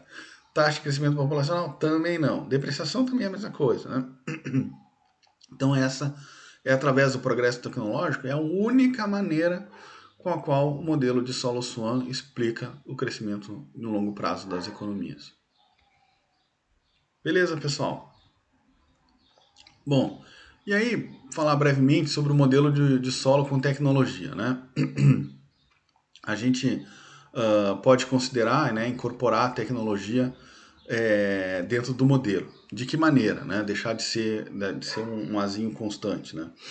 De que maneira? Bom, a gente pode pegar o azinho, né, e entrar como multiplicador do fator trabalho, tá bem? Aí a gente vai chamar isso aqui como são... a gente vai começar a falar nas unidades, né, quando a gente está falando per capita, aí a gente vai trocar esse nomezinho per capita e dizer que é por unidade de trabalho eficiente. Como é que a gente define essa unidade de trabalho eficiente? É por esse Lzinho chapéu aqui, que é exatamente o progresso tecnológico multiplicado pelo fator trabalho. Tá? É assim que se incorpora tecnologia no modelo de solo. Como é que cresce o meu estoque de mão de obra lá por trabalho eficiente? A gente diz que ele vai crescer em função do crescimento da mão de obra, que é N, mais o crescimento tecnológico, que é essa taxa exógena aqui, Gzinho, né? Ou seja, A ponto sobre A é igual a G. tá? Então, a minha unidade de trabalho eficiente, né, vai crescer tanto com N mais G, tá? Que é exatamente o que eu tenho aqui, tá? Lembrando que são ambos exógenos e constantes, tá? Então são taxas constantes, né? Não variam com o tempo, e são exógenos, né? É de fora do modelo, tá? Bom, e aí como é que eu faço, né? O restante da análise é equivalente ao que fizemos até agora, tá? Então como é que deriva um modelo de solo com tecnologia? A gente tem que considerar todas as unidades aqui como trabalho eficiente, né? Ou seja, eu vou ter o casinho chapéu aqui, que vai ser justamente o K dividido pela a tecnologia vezes a mão de obra, tá? Então ali, ó, exatamente como eu tinha antes, também eu vou ter que o meu K por trabalho eficiente, né, o meu estoque de capital por trabalho eficiente, vai ser dado justamente por essa expressão, que é exatamente como antes, tá? E para a gente saber como é que ele cresce no tempo, a gente faz a mesma derivada lá de antes, né, derivando o estoque de capital por trabalho eficiente em relação ao tempo. Eu uso lá a mesma regra da derivada lá, né, e eu vou acabar chegando nessa expressão aqui. Tá bem? Aí o que acontece? Como eu tenho lá da própria definição do movimento do capital essa expressão, eu só substituo esse cara aqui dentro. Tá? E aí eu chego numa nova equação de movimento de capital de solo, né? Que é esse, no caso do trabalho eficiente, né? Que é esse casinho chapéu, que vai ser dado com a proporção, né? A diferença, melhor dizendo, da proporção da renda que eu poupo, menos a depreciação do capital, que agora vai aparecer esse Gzinho aqui em função da tecnologia. Tá bem? Aí é exatamente a mesma interpretação aqui, tá? Curva de depreciação é dada agora pela soma, né, da taxa de depreciação do capital, crescimento populacional e pela tecnologia. Aqui é o Gzinho que a gente está usando, né? Aqui é X do livro, mas é o Gzinho que a gente está chamando. Então a taxa de crescimento é dada pela mesma distância, né? E aí no longo prazo, estado estacionário acaba sendo, em termos per capita, né, igual a zero, só que, aliás, desculpa, em termos de trabalho eficiente, não vai crescer, só que em termos per capita, né, gente, vai crescer exatamente a taxinha G, tá bem? Por que ela cresce a G? Aí tem aqui é só uma derivada, né? Olha só, eu tenho aqui que a taxa que parece que tá com um probleminha no slide, né? Mas a taxa de crescimento do estoque de capital trabalho eficiente é dado justamente pela diferença entre o capital per capita e a tecnologia, tá bem? Então, é só um rearranjamento aqui, eu vou ter que o estoque de capital, como aqui é zero, no estado estacionário, né? Eu tenho que o estoque de capital per capita vai ser dado, justamente passa esse cara para o outro lado, vai ser dado exatamente pelo crescimento da tecnologia, tá bem? De onde que eu tirei essa expressão? Exatamente da definição de capital de trabalho eficiente, né? Vai ser o capitalzinho per capita dividido pela tecnologia, tá? E aí é só tirar o logaritmo e derivar em relação ao tempo, e eu vou ter essa expressão, tá bem? Então o que acontece? O capital e o produto per capita no modelo de solo com tecnologia vão crescer exatamente ao ritmo da tecnologia, tá bem? Em termos de trabalho eficiente vai ser zero, mas em termos per capita eu vou crescer a taxa da tecnologia. Tá bem, pessoal? Eu sei que vocês já viram isso, tô passando um pouco rápido, espero que vocês estejam entendendo aí, tá? Bom, qual é o grande problema do modelo de solo, né? Quais são as críticas agora, né? Então, o que acontece é que o progresso tecnológico ele é exógeno, ele não é determinado dentro do modelo. Simplesmente se assume aquele G lá e cai do céu o G. Tá? Então, ele não explica, na verdade, o crescimento de longo prazo. Né? Ele diz que é uma taxa exógena, mas tá, da onde que saiu? Né? Como é que eu faço para crescer mais? Né? Como é que eu faço para produzir mais G? Né? Para aumentar a tecnologia? Bom, então, claro, até agora existem, né, modelos que vão ser voltados para isso, né, que vai fazer parte lá dos modelos endógenos, que a gente vai entrar daqui a pouquinho, tá bem? E eles vão acabar justificando esse G, tá bem? Então, o que acontece, né? A grande conclusão é que o modelo de solo ele é capaz de explicar muita coisa, mas deixa uma coisa importante fora, que é justamente explicar o crescimento econômico. Ele diz que é função de G e deixa para lá. E aí, pessoal, qual é o grande problema? É que não é possível modificar o modelo de solo para fazer com que G seja endógeno por causa da função de produção neoclássica. Tá? O que acontece, né? O que acontece? Tem um teorema, né, do Euler, né, que diz o seguinte, né? Para uma dada função homogênea de grau K, que é exatamente a função de produção neoclássica, né, que é a homogênea de grau 1, o que vai acontecer? O produto marginal vezes a própria variável, né, a soma dos produtos marginal vezes a própria variável, vai dar exatamente, né, as K vezes a função original. Tá bem? Então, o que acontece? Se a gente aplicar o teorema de Euler aqui para o caso da função de produção neoclássica, olha lá, eu tenho o capital vezes o produto marginal do capital, mais a mão de obra vezes o produto marginal do trabalho. Isso aqui, em uma economia, competitiva, a gente vai ter que o produto marginal do capital é justamente a taxa de juros e o produto marginal da mão de obra é exatamente o salário. Tá? Então, olha só, a função de produção ela vai ser exatamente igual, é uma aplicação do teorema de Euler, tá? Função de produção é exatamente igual a o retorno do capital vezes o capital, mais o retorno da mão de obra vezes a mão de obra. Ou seja, não sobrou recurso aqui para eu investir no G, na tecnologia. Tá bem? Ou seja, aqui a tecnologia é exógena, né? Não sobrou recurso para eu investir em G, em pesquisa e desenvolvimento. Então, não tem espaço dentro do modelo de solo para eu tentar justificar o porquê que as economias, ou melhor, como é que surge esse progresso tecnológico, né? Como é que eu induzo as economias a crescer mais, tá bem? Então, pela função de produção neoclássica, não tem como, tá bem? Justamente em função do teorema de Euler. Beleza, pessoal? A gente ainda fala mais um pouquinho sobre o modelo de solo, que é a questão da convergência, tá?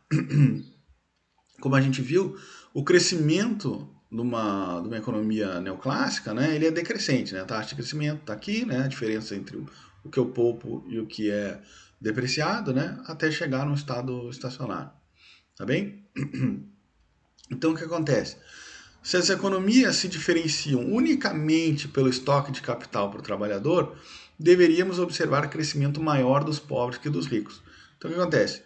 Se a única diferença dos países é exatamente o estoque de capital, o cara que é rico, sei lá, os Estados Unidos já está em estado estacionário. Então, aqui os Estados Unidos não cresce em termos per capita. Já o Brasil, aqui, sei lá, os países africanos, tem bem pouquinho capital, eles deviam estar crescendo um monte aqui. Tá bem? Então essa é a hipótese de convergência, justamente que existe uma relação negativa entre a renda inicial e a taxa de crescimento. Tá bem? Ou renda inicial ou, no caso aqui, o estoque de capital, que a gente já viu que é tudo sinônimo. Tá bem? Bom, o modelo de solo, ele vai predizer que existe uma convergência condicional, ou seja, existe uma relação negativa entre a renda e a taxa de crescimento, mas apenas no caso em que a única diferença entre os países esteja nos estoques iniciais de capital. Então, quer dizer, realmente, se a única diferença está no estoque de capital, os países vão convergir todos para os mesmos lugares. Agora, qualquer mudança em termos de progresso tecnológico, taxa de poupança, taxa de depreciação do capital ou até do crescimento populacional, o modelo não prevê crescimento maior para os mais pobres. Então é o que está aqui, né, pessoal? Eu tenho aqui, ó, um país com poupança, sim, tem música. Um país com poupança baixa, né, vai ter essa curva aqui de curva de poupança, tá? Dada a mesma curva de depreciação, um país mais pobre, né, que poupa menos, vai crescer, vai ter essa taxa de crescimento. Enquanto que um país mais rico, né, com poupança mais alta, o que vai acontecer? ele vai ter essa baita taxa de crescimento aqui. Tá bem? Então, se eu definir pobre como baixa poupança e rico com alta poupança, que é o que acaba acontecendo, eu posso ter ricos crescendo mais do que os pobres. Tá? Então, o que o Solow vai dizer é que existe convergência condicional. Tá? É condicional a todos esses carinhas aqui serem iguais entre os países. Tá bem? Isso é diferente de dizer que existe convergência absoluta. A absoluta é que, independente desses caras, vai todo mundo para o mesmo ponto.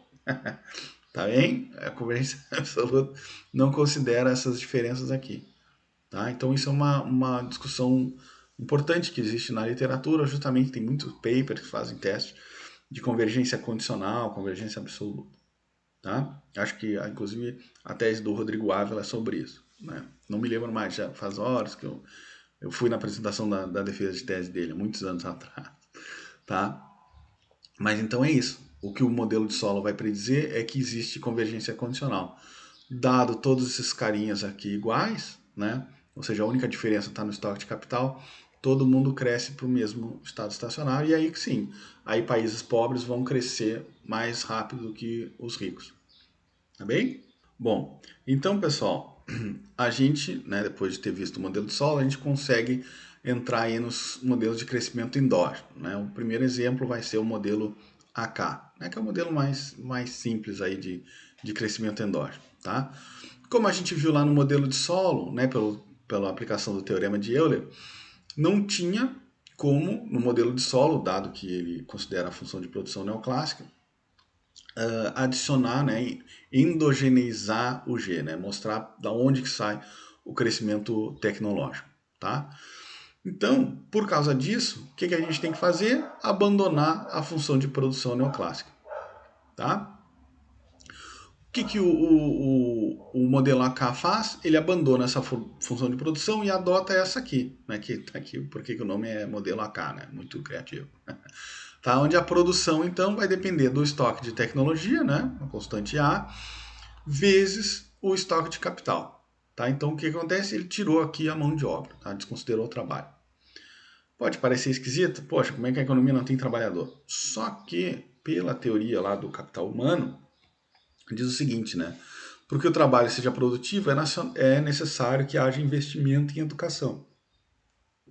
Então, segundo a teoria do capital humano, tem que investir em educação para ser produtivo. Então, como é que se diz, a dinâmica da mão de obra, né, do capital humano, é muito similar, né, idêntica, na verdade, à acumulação de capital. Onde eu preciso justamente investir, né, abrir mão de consumo presente para e poupar, né, para justamente investir e acumular mais capital no longo prazo. Tá? Então, a dinâmica do capital humano é justamente igual à dinâmica da acumulação do capital físico. Então, beleza, a gente aceita aí a função de produção AK aqui. Tá bem? Bom, o que acontece, né? Assim, se todos os insumos da função de produção são na forma de capital e há rendimentos constantes em escala, que é exatamente o caso aqui, a função de produção deve ter a forma AK. Tá? Quais são as propriedades dessa função de produção? Né, como a gente já falou, rendimentos constantes de escala.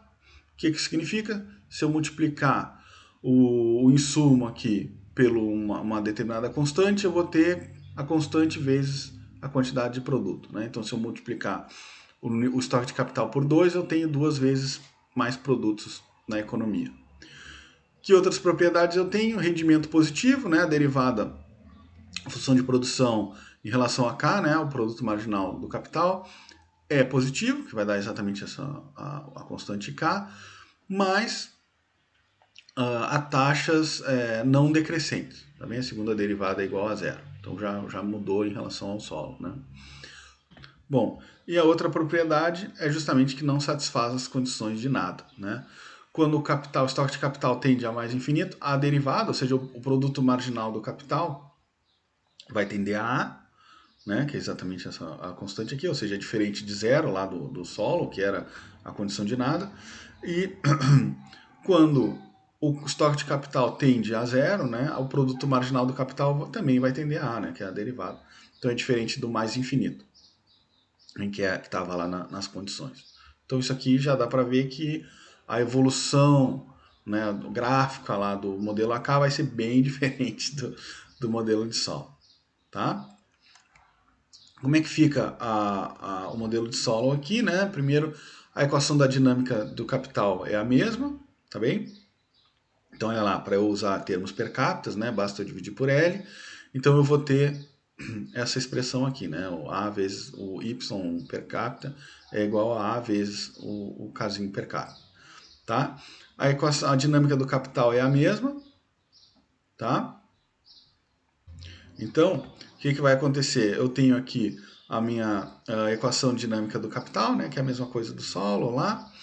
Para eu ter a taxa de crescimento baixa, basta eu dividir pelo estoque de capital per capita, tá bem? Então eu vou acabar com essa expressão aqui. Ou seja, isso aqui vai denotar a minha função de poupança, né? Enquanto a minha curva de poupança, enquanto essa aqui vai ser a minha curva de depreciação, assim como o modelo de solo lá, tá? Sem o avanço tecnológico. Então, olha lá, a curva de depreciação ela é constante, né? Não depende de K. Então, ela é essa constante e a minha curva de poupança, né, vai ser dada por esse SAzinho, que também é constante. Tá bem? Então, desde que o SAzinho seja maior do que a depreciação, eu tenho o crescimento da economia. Tá bem? Então, o crescimento aqui, ele pode ser sempre positivo indefinidamente. Tá bem? Não existe convergência, não existe estado estacionário aqui.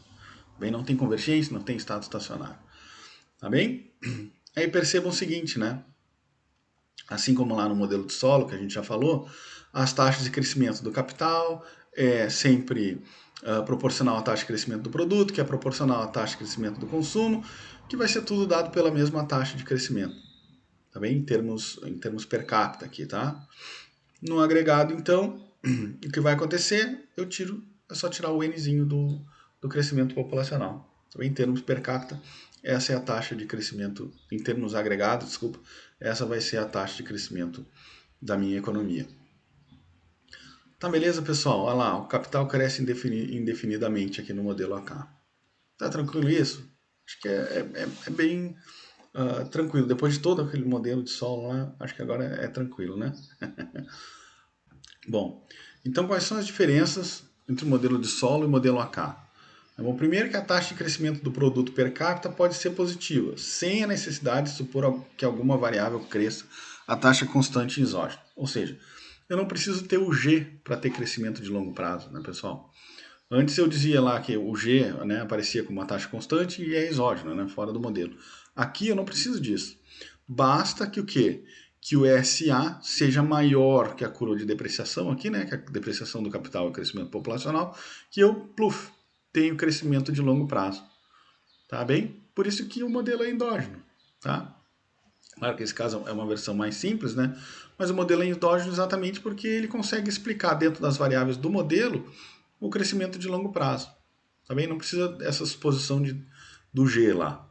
Tá bem? O que mais? A taxa de crescimento é determinada por fatores visíveis. Né? Economias com grande poupança crescem mais, que é o Szinho lá vezes o A.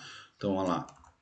Quanto maior esse cara, né, mais para cima, mais a economia vai crescer. Né? Quanto maior a distância entre essas duas curvas, mais a economia cresce. Quanto menor, menos ela vai crescer. O que mais? Políticas que afetam a poupança, a tecnologia, o crescimento populacional e a depreciação vão afetar o crescimento de longo prazo. Depende da distância. As economias não têm transição ao estado estacionário, né? Ou seja, vai crescer sempre a mesma taxa, que é a distância entre SA e a taxa de depreciação do capital e do crescimento populacional, né? Ou seja, vai ser independente do estoque de capital. O que acontece mais? Não há rendimentos decrescentes do capital, como no modelo de solo, né? E o país rico não necessariamente cresce mais do que o país pobre. Vai depender dessa distância aqui. Tá bem? O modelo também prevê que não há relação entre a taxa de crescimento e o nível da renda nacional, ou seja, ele não prevê convergência, tá bem? basta ter diferentes tecnologia, taxa de poupança, crescimento populacional e depreciação, que os países vão ter diferentes taxas de crescimento. Tá? Não há convergência tanto na questão condicional como absoluta. Tá bem? O que mais? Os efeitos de uma recessão temporária vão ser permanentes, né? Ou seja, no caso de uma redução de capital exógena, tipo uma guerra, faz com que a economia não cresça transitoriamente mais rápido para voltar à trajetória anterior. Não tem convergência, então deu lá uma guerra, a economia perdeu um monte de capital, não existe convergência, tá bem? O que importa é só a diferença lá entre, claro, não sei que a guerra mexa no N, né, mate a população, mas em termos de estoque de capital, né, o crescimento vai ser sempre dado pela diferença lá da curva de poupança com a curva de depreciação, tá bem? O que mais? Também não existe ineficiência dinâmica, né, onde era possível que a gente tinha lá investimento em excesso, tá? Que não vai ter aquele problema lá que a gente viu no solo. Ou seja, resumindo, né? O modelo AK ele é endógeno, mas ele é um modelo muito mais simples, né? Não tem toda aquela complicação das dinâmicas de transição e aumenta isso, aumenta aquilo. É um modelo muito mais simples. Basta ser o crescimento é explicado pela diferença entre a curva de poupança, né? O SA da depreciação, que é a taxa de depreciação do capital e o crescimento populacional. Tá bem? O que acontece, né? Apesar da simplicidade, esse modelo AK ele é o início, né, de uma teoria de crescimento endógeno, onde o pessoal tentou explicar o crescimento de longo prazo que o solo não conseguiu. Então o solo se propôs, não conseguiu, então a galera veio no socorro. Tá bem? O AK é um exemplo mais simples, né, do modelo endógeno, mas é muito interessante que pelo menos ele conseguiu, apesar da simplicidade, explicar o crescimento de longo prazo. Tá? Um outro modelo que a gente vai ver muito resumidamente também é esse modelo do Homer de 86. Tá?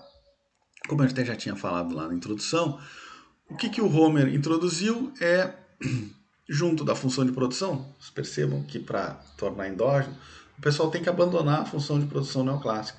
Né? Então, o que o Homer introduziu foi dentro da função de produção que existisse aí o que a gente chama de externalidades do capital.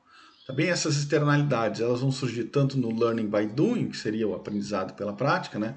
Conforme eu vou fazendo, eu vou ficando mais craque nisso, tá? Então isso acaba sendo uma externalidade. E também transbordamento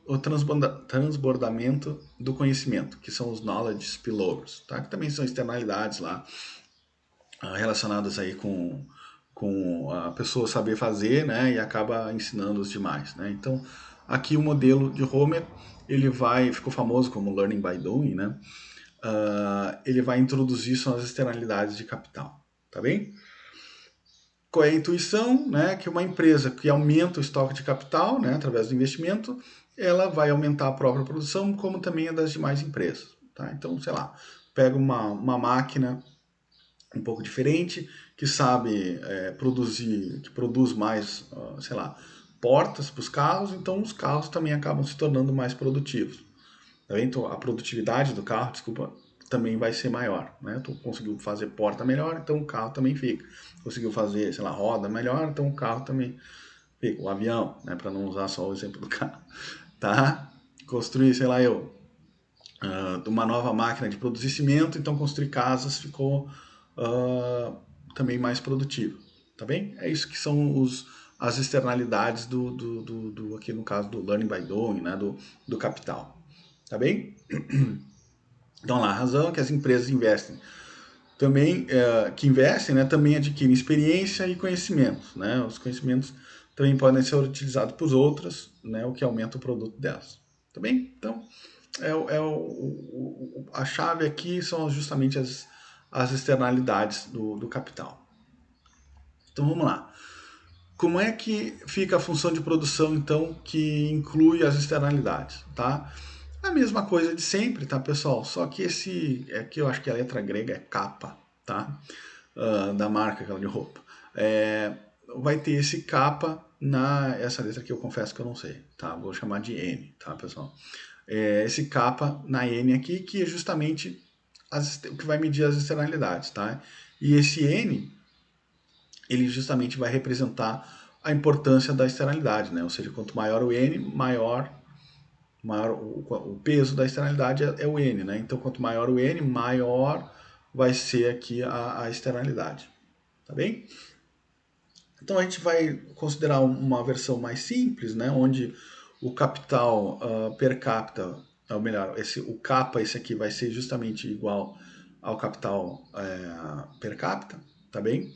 Ou seja, que o efeito transbordamento, que é a externalidade, é justamente equivalente ao capital per capita, né? Então, quando a gente faz essa igualdade, olha só, esse casinho, né? Ele aqui no caso está em agregado, né? O casinho eu acabo incorporando para dentro da função de produção Cobb-Douglas aqui, tá bem? Então eu fico com essa função de produção, tá bem? Então para incorporar, né, no estilo do modelo Solo-Swan lá, primeiro eu preciso escrever em termos per capita. Então é só dividir pela quantidade de trabalhadores, como sempre. E aqui eu tenho, né, já considerando que o kappa é igual ao casinho, né, eu já tenho essa carinha aqui de função de produção. Tá bem? Utilizando a equação fundamental de Solo, né, que também vale aqui para o modelo de Homer, eu vou ficar com essa expressão aqui. Então essa seria a minha nova equação fundamental do movimento de capital. Beleza? A única diferença é que eu tenho aqui esse Nzinho aqui. Eu confesso que eu não sei a letra, estou até com vergonha. Mas esse Nzinho aqui, tá? É a única diferença. Bom, então, pessoal, aqui, na verdade, bom, aqui eu estou repetindo, né? Falha nossa aqui, né? Mas igual para ficar mais claro, né? Substituindo lá quando o kappa é igual ao meu casinho, né, eu fico com essa função de produção, substituindo na equação fundamental do solo, eu tenho exatamente essa equação de movimento do capital. Tá bem? A diferença está no Nzinho aqui, que eu não aprendi ainda o que é. Tá? É o Nzinho. Então eu só estou repetindo aqui por enquanto, mas igual é importante destacar. Então, dividindo os dois lados por K, né, para justamente ter a taxa de crescimento, eu vou ter essa expressão aqui da taxa de crescimento da economia. Tá bem? Então, o que vai acontecer? O comportamento da economia vai depender dos parâmetros alfa, n e menos 1. Tá bem? E aí a gente vai ter que analisar 3 casos. Tá? No primeiro caso, quando o somatório de alfa mais n for menor que 1. Então, olha só. Percebam o seguinte, tá? Aqui eu tenho essa expressão, né? Então, vou passar para baixo aqui, tá? É a única coisa que eu fiz. Passei para baixo, então ficou 1 menos alfa menos n aqui, dividindo, tá? Então, quando alfa mais n é menor que 1, o que acontece? Eu tenho aqui que esse k, que está dividindo, vai ser 0, alguma coisa, tá bem? Ele sendo 0, alguma coisa, ele tem exatamente o comportamento da função de poupança aqui que eu tinha do modelo de solo. Também aumentos de K reduzem a minha taxa de crescimento. Tá? Então, por exemplo, é o caso aqui que as externalidades não são tão grandes, né? O N não é tão grande, por isso que ele permanece menor que 1. Tá? Lembrando que o alfa também é entre 0 e 1, tá? Lá da Cobb-Douglas. Tá bem? Então, o N é bem pequenininho e não consegue ser tal que a soma não é menor que... aliás, continua menor que 1. Tá? Então, com baixa externalidade, o que acontece? Eu tenho a replicação do modelo de solo. Tá? Aumentos de capital reduzem a taxa de crescimento, que é essa ideia aqui. Né? Quanto mais próximo do estado estacionário, menor a diferença entre as curvas, menor a taxa de crescimento. Tá? Quando o meu alfa mais nzinho é exatamente igual a 1. O que vai acontecer quando o alfa mais n é igual a 1? 1 menos 1 é 0, né? Então, olha lá, pluf. Taxa de crescimento é exatamente igual a do modelo de AK. Tá bem? Então, eu voltei aqui para o caso das externalidades, né? Ser exatamente dessa proporção. Eu voltei para o meu modelo de AK. Tá bem? Agora, no caso mais interessante, que é justamente quando o alfa mais esse nzinho é maior que 1, ou seja, quando as externalidades são tão grandes, né, o nzinho aqui é tão grande que essa soma é maior que 1, o que, que vai acontecer? Bom, esse cara aqui, ó, o alfa mais n é maior que 1, então esse cara vai ser positivo, ele não passa dividindo não, tá? Ele fica aqui em cima, tá? Então o que acontece? O crescimento depende positivamente do capital, tá? É por isso que eu tenho aqui a minha curva de poupança, melhor dizendo, ela é positivamente inclinada, tá bem? Quanto maior o capital aqui, maior a minha curva de poupança, tá? A curva de depreciação, que é dada pela soma do delta aqui com n, continua constante, tá? E aí, pessoal, o que, que vai acontecer? Elas vão se cruzar só uma vez, né? Uma curva ascende positivamente, a outra é sempre constante. Vão se cruzar uma vez, que é o estado estacionário, tá? Só que olha só, toda vez que eu tiver um nível de capital menor que o estado estacionário, a minha economia vai definhar. Também ela vai caminhar para não existir mais. Por quê? Porque a depreciação vai ser sempre maior do que a minha poupança. Então eu vou estar convergindo para o zero aqui para deixar de existir. Tá bem? Só que quando eu tenho um estoque de capital que está à direita, né, do estado estacionário, o que, que vai acontecer? Sempre, para toda a vida, a minha poupança vai ser maior do que a depreciação. Então, eu vou sempre ter um investimento maior que a depreciação, então a economia cresce aqui para o resto da vida. Tá bem? Ou seja, eu tenho aqui também o crescimento endógeno, né? Eu tenho a economia, uma explicação do porquê que as economias crescem, tá? E a explicação está onde? Quando as externalidades são grandes, tá? De tal forma que eu tenho sempre um investimento maior que a depreciação, então eu estou sempre crescendo, né? O estoque de capital que está ligado ao produto. Tá bem, pessoal? Olha lá. Então, o que acontece? Quando o estoque de capital per capita aqui, né, é maior que o estado estacionário, a economia tem sempre um crescimento positivo e explosivo, enquanto que quando é menor, a taxa é negativa e a economia vai deixar de existir, tá? O que acontece aqui, né, só para ressaltar, que o estado estacionário não é estável, tá bem? Então, se está um pouquinho para cá, já vai definhar, e se está um pouquinho para cá, tem um crescimento explosivo. Tá bem, pessoal? Por hoje era isso, né? Acho que a aula até ficou um pouco grande, mas é em função de toda essa voltar lá para o modelo de solo e tudo mais, né? Mas eu espero que vocês tenham entendido, né? A gente se encontra na quarta-feira para tirar alguma dúvida, alguma coisa, tá bem? Vocês sempre têm a liberdade de me mandar e-mail e tudo mais. Mas é isso aí, pessoal. Então semana que vem vocês têm a avaliação lá com o professor Tiaraju, tá bem? E depois, na outra lá, é que a gente começa a minha parte. Tá bem? Espero que vocês tenham gostado, tá? E tenham passado, aprendido alguma coisa. Tá bem, pessoal? Vou estar colocando lista de exercícios, tá? E a gente, depois vocês já avisei, né? Depois no final vocês vão ter que me entregar elas como critério de avaliação. Beleza?